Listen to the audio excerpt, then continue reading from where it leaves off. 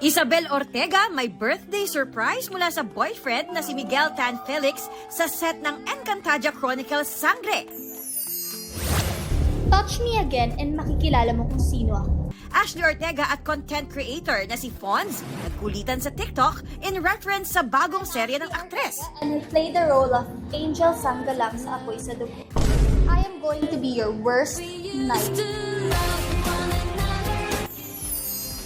Isang araw, nagmamaniw sa iba.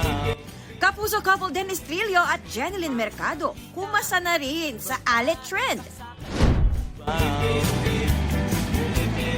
Milyon naman ang views ng version niyan ni Jillian Ward na mapapanood na sa upcoming GMA Prime series na Never Say Die. Ang nakita, babaeng saksakan ng ganda.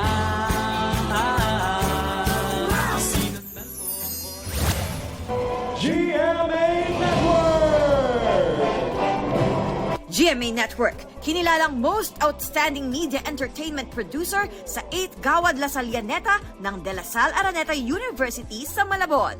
Athena Imperial nagbabalita para sa GMA Integrated News.